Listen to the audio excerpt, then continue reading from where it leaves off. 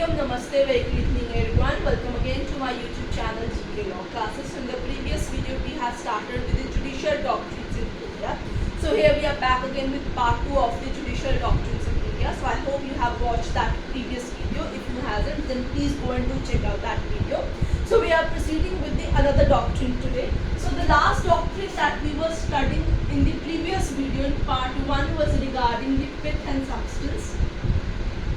That means in order to know the true intent of the legislature, or when there is repugnancy between the parliament or the state legislature making laws on the same subject, and to resolve that inconsistency, this particular doctrine is always followed up. So in the next of the area, in the continuance of this pith and substance theory, we have the doctrine of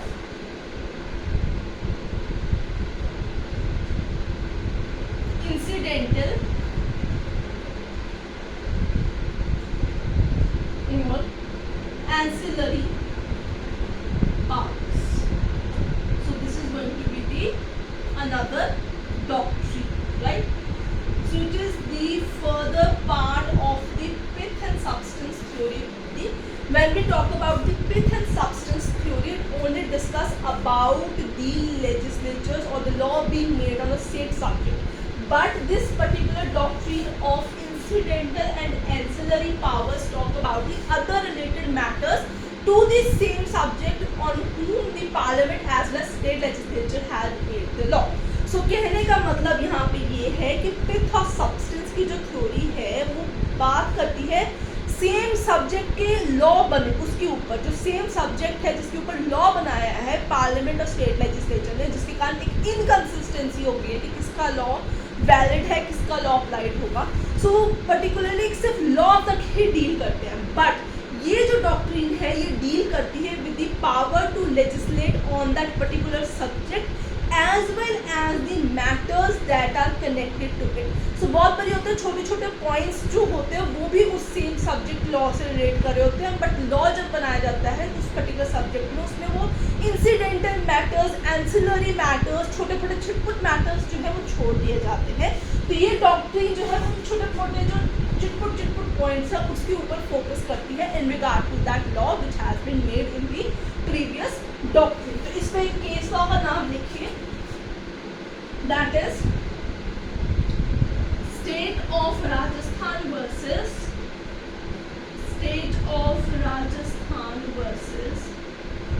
right जीजा.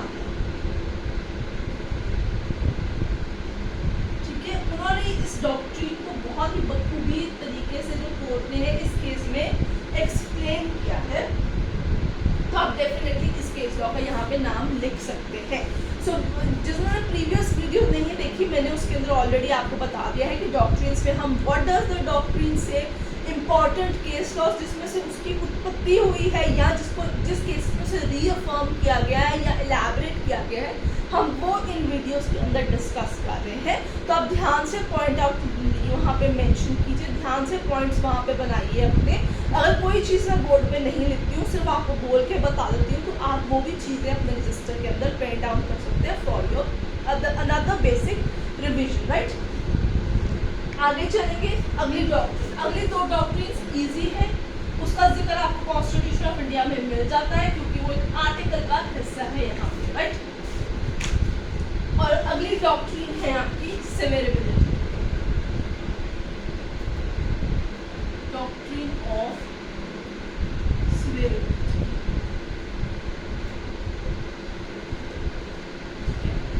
सेवेरेबिलिटी का मतलब होता है separate करना यहाँ पे, ठीक है. और इसका जिक्र आपको कहाँ पे मिलेगा? Clause 1 of article 13 of the constitution of India. Fundamental rights में आर्टिकल 13 के क्लॉज पहले में आपको डॉक्ट्रिन ऑफ सेवेरेबिलिटी के बारे में बात की जाती है. तो यहाँ पे क्या होता है कि सपोज कीजिए यहाँ पे कोई एक जो है लॉ बनाया गया है which was basically existing before the introduction of a fundamental right और before the making adoption of the Indian constitution. तो आप देखिए एक रेट्रोस्पेक्टिव लॉ एग्जिस्ट कर रहा है इंडिया के अंदर, right.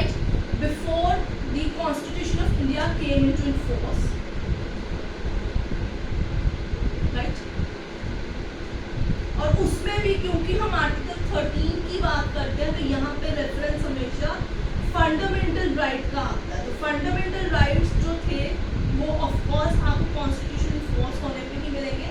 So if this particular clause say that if there is a retrospective law existing before the introduction of the fundamental rights in India and after the enforcement adoption of fundamental rights in India, it came into inconsistency with this particular law।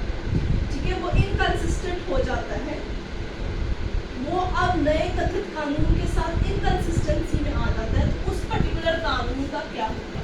तो ये doctrine उसी चीज़ के लिए establish की गई थी कि in case अगर जो पॉइंट जो है फंडामेंटल राइट के साथ क्लैश कर रहा है, अगर वो मेन कानून से हटा दिया जाता है, आसानी से अलग हो जाता है, तो उस पर्टिकुलर पॉइंट को इनवैलिड घोषित करके बाकी बचा हुआ रेट्रोस्पेक्टिव लॉ आपका वैलिड घोषित कर दिया जाएगा। सो सवेरेबिलिटी मीन्स इनवैलिड पार्ट को वैलिड लॉ से सेपरेट कर दिया जाएगा, वो जो इनकंसिस्टेंट है with the fundamental rights। So whole act or the law would not be invalid, but only provisions which are not consistent with fundamental rights, those would be declared as invalid or void। So अगर यहाँ पे suppose वो कहते हैं कि अगर ये वाले point के अंदर यहाँ पे question आता है कि जो law है जिसकी बात की जा रही है inconsistency की, उसमें doctrine of separation applied नहीं होती, फिर क्या होगा? सो उस पर्टिकुलर केस के अंदर वो पूरा का पूरा एक्ट ही वॉइड हो जाएगा, पूरा का पूरा लॉ ही वहाँ पे वॉइड हो जाएगा, वो प्रोविजन कंप्लीटली ही वॉइड हो जाएगा। So that is considered as a limitation into this particular doctrine. तो यहाँ पे इसका एक इम्पॉर्टेंट केस लॉ भी है, वो भी आप देख लीजिए। Right, the limitation here for this particular doctrine would be, सबसे पहले तो आप लिमिटेशन देख लीजिए। बात तो मैंने आपको बता दी कि आर्टिकल कहना क्या जाता है, पर इस आर्टिकल की क्लॉज 1 की लिमिटेशन यही है कि अगर वो जो रेट्रोस्पेक्टिव कानून है जो बेसिकली इनकंसिस्टेंट है विद द फंडामेंटल राइट, अगर उसमें जो इनकंसिस्टेंट प्रोविजन है वो सेपरेट नहीं होती है, that becomes inseparable part of that particular act और the provision of whatsoever you say law, तो वो सारा का सारा ही वॉइड हो जाएगा। तो it is basically considered as a limitation for doctrine of severability. Right, case आएगा स्टेट ऑफ बॉम्बे वर्सेस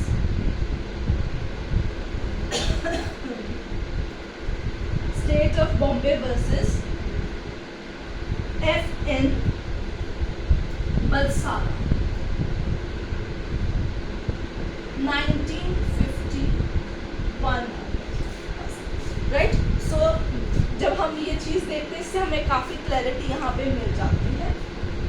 आगे चलेंगे, अगली डॉक्ट्रिन की तरफ पढ़ते हैं। अगली डॉक्ट्रिन है आपके पास डॉक्ट्रिन ऑफ इक्लिप्स।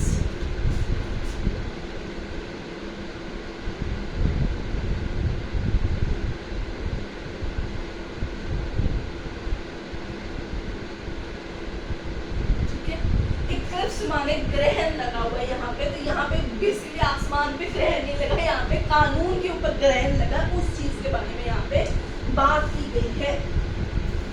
सो कहते हैं if a fundamental right over power और ओवर शैडोज, आप ये लिख सकते हैं लाइन को, द लॉ एक्ट और द प्रोविजन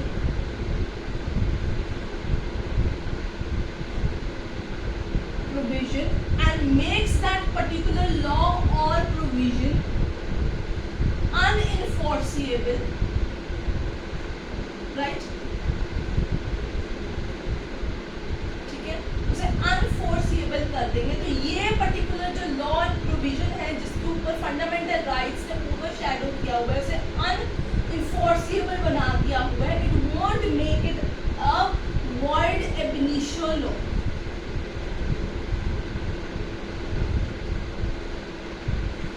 अगर फंडामेंटल राइट ने किसी कानून या कानून के किसी भी प्रोविजन के ऊपर ओवर पावरिंग, ओवर शैडोइंग की है, मेकिंग इट अनइंफोर्सिएबल, उसे लागू नहीं करा पा रहे, तो हम ये नहीं कहेंगे कि वो पर्टिकुलर लॉ या प्रोविजन जो है वो वॉइड एब इनिशियो है।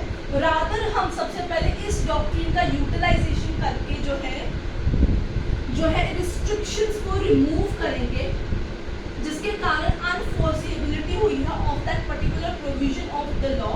हम उस पर्टिकुलर जो रिस्ट्रिक्शन है उसको रिमूव करेंगे एंड देन उसको हम क्या करेंगे, करेंगे, री इन्फोर्स करा देंगे। इससे फंडामेंटल राइट्स अपनी जगह रह जाएंगे और वो पर्टिकुलर लॉ अपनी जगह रह जाएंगे। रिस्ट्रिक्शंस रिमूव हमसे री इन्फोर्स करा देंगे। तो कहने का मतलब है जब फंडामेंटल राइट्स जो है किसी कानून या कानून के प्रोविजन के ऊपर ओवरशैडो कर देते हैं। ओवरशैडो कैसे होता है, ग्रहण में कैसे होता है, एक इधर मून या सन जो है आगे पीछे होगा उस पोजीशन के ऊपर, तो वैसे ही इसने इसको ओवर पावर कर लिया, ओवर शैडो कर लिया, एक के ऊपर ऐसे एक आ गया, परछाई बना दी उसने अपनी यहाँ पे बहुत बड़ी बनी। तो अगर वो जो है यहाँ पे परछाई बनने के कारण ये कानून जो है लागू नहीं होता, तो हम क्या कहते हैं इस कानून पे ग्रहण आ गया हुआ एक तरीके से। तो उस ग्रहण को कैसे रिमूव किया जाता है, डॉक्ट्रिन लगा के रिस्ट्रिक्शंस को हटा दिया जाता है जिसके कारण इसने ओवर शैडो किया था, और फिर उस लॉ या प्रोविजन को हम री इन्फोर्स कर देते हैं। ठीक है, ये भी clause 1 of article 13 of fundamental rights ही यहाँ पे आएगा। ठीक है, ये भी आपका डॉक्ट्रिन ऑफ इक्लिप्स जो है आपको क्लॉज 1 ऑफ आर्टिकल 13 में ही मिलेगा, राइट।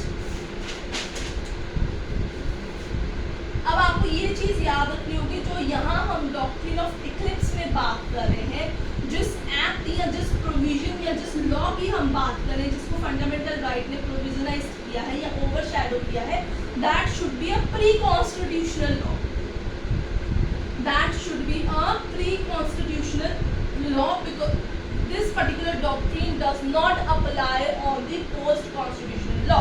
तो ये पोस्ट कॉन्स्टिट्यूशनल लॉ के ऊपर आपका जो है ये पर्टिकुलर डॉक्ट्रिन अप्लाई नहीं होता, ये प्री कॉन्स्टिट्यूशनल लॉ के ऊपर ही होता है। ये जो लॉज हैं, जो प्रोविजंस हैं, जो डॉर्मेंट स्टेटस में है, ग्रहण के कारण लागू नहीं हो पाए, डॉर्मेंट स्टेटस में है, उनको वापस चालू करने का एक जरिया है, प्रक्रिया है कि अगर उनके प्रोविजंस ठीक है, उसकी जो इनकंसिस्टेंसी है, रिस्ट्रिक्शंस है, उसको रिमूव करके, ग्रहण को रिमूव करके उसको दोबारा यहाँ पे चालू कर सकते हैं। और इसका एक इम्पॉर्टेंट केस लॉ है,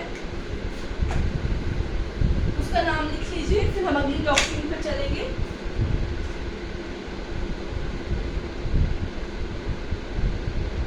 Bhikaji Narayan versus state of Madhya Pradesh. क्योंकि ये प्री कॉन्स्टिट्यूशनल लॉज है तो ऑफ कोर्स आप पुराना केस लॉ ही यहाँ पे स्टडी करेंगे, राइट। आगे चलेंगे, नेक्स्ट डॉक्ट्रिन, डॉक्ट्रिन अगली आती है आपके पास, ओके।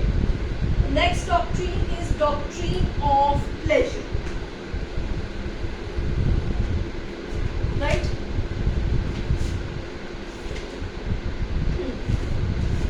तो नेक्स्ट डॉक्ट्रिन है डॉक्ट्रिन ऑफ प्लेजर। आर्टिकल है 310 of constitution of India.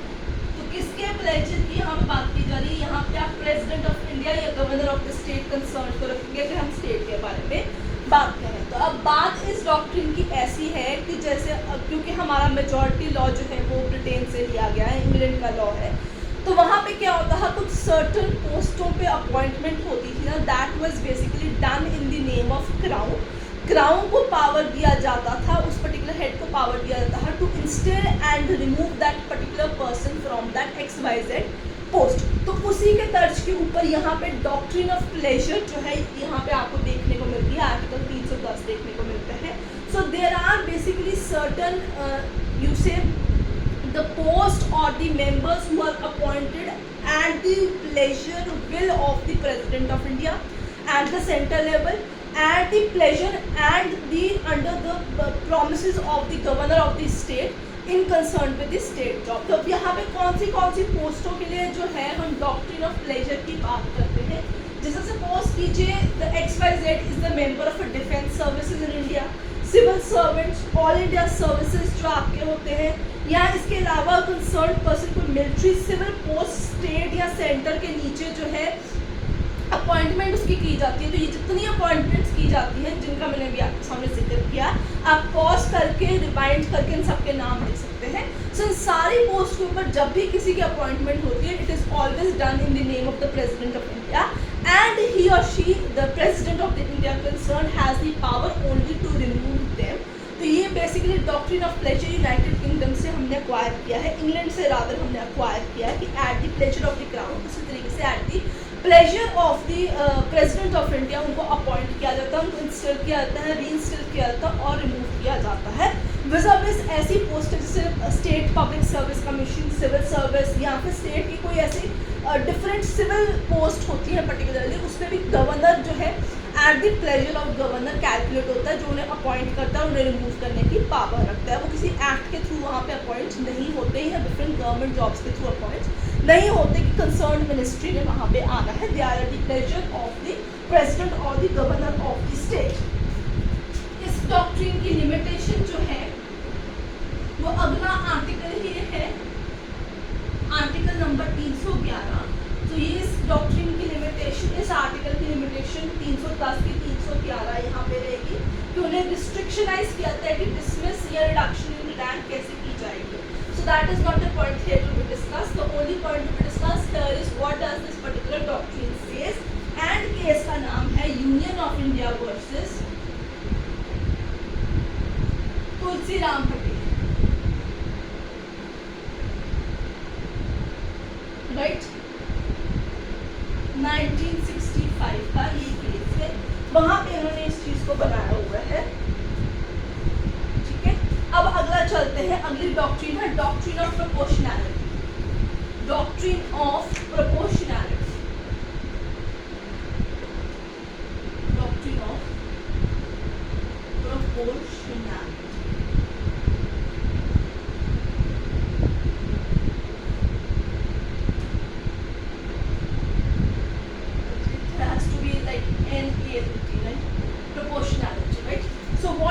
Particular doctrine says कि act or measure performed by a public authority, it must be proportionate to the goal being sought। जो public authority, public servant जो भी act या जो भी measure को utilize करेगा, it should be in proportionality with the goal sought to be achieved by the concerned public authority। Authority should not exercise force to attain the legitimate purposes. तो जो भी वो काम, जो भी मेजर्स वो अपनी ड्यूटी परफॉर्म करते हुए करें, it must be in the proportionality for the goal that has to be attained by the concerned public authority, right. इसके लिए एक फ्रेश केस कौन रहेगा, Anuradha Bhasin versus, it has to be BHASIN Bhasin versus Union of India. 2020 का case law है ये वाला। तो ये डॉक्ट्रिन ऑफ प्रोपोर्शनैलिटी के ऊपर यहाँ पे आता है। अब आते हैं नेक्स्ट डॉक्ट्रिन पे, doctrine of necessity. We are on the verge of ending this particular video. So doctrine of necessity किस चीज के बारे में बात करते हैं, नेसेसिटी माने जरूरत। सो इट सेज कि जब भी जरूरत पड़े, so in the exceptional circumstances for the administration of better justice, वो आपको क्या अलाउ करती है, ये जो पर्टिकुलर डॉक्ट्रिन है, to deviate from the ordinary legal rules. So I repeat, it allows, this particular doctrines allow the deviation from ordinary legal rules, कि कभी कभी अपने जो कानून बने हुए हैं उनसे हट के भी एडमिनिस्ट्रेशन ऑफ जस्टिस की बेटरमेंट के लिए एक्सेप्शनल सर्कमस्टांसेस के अंदर उन ऑर्डिनरी लीगल रूल से आप हट के भी कुछ काम कर सकते हैं, जिससे जो है लोगों की मदद हो सके, ठीक है। State of Maharashtra versus state of Maharashtra versus Mohammad हिसाब। 2012 के केस के अंदर इस डॉक्ट्रिन का रेफरेंस आपको मिल जाएगा। Last doctrine for this particular video would be doctrine of laches, right? Doctrine of laches, right? So what does this particular say? कि ये बेसिकली डॉक्ट्रिन ऑफ लैचेस का मतलब क्या होता है कि किसी भी तरीके से क्लेमेंट को जो है लीगल रेमेडी को परस्यू करने से रोका जाए, उसे अनरीजनेबल डिले कराया जा सके, ताकि वो अपना जो अधिकार है वो यूटिलाइज ना कर सके। So it says preventing Clement, right, from pursuing a legal remedy after unreasonable delays. जानबूझ के उसका अधिकार को यूज ना किए जाने देना, उसे लीगल रेमेडी यूटिलाइज ना करने देने को हम डॉक्ट्रिन ऑफ लैचेस कहते हैं. So student, this is all about the judicial doctrines in India. So I hope you have the good time in learning these all doctrines, and it would definitely help you out in your upcoming legal examination. So if you have any doubt, let me know in the comment section, and don't forget to hit like, share and subscribe button. I'll see you next with another video. Till then, keep learning.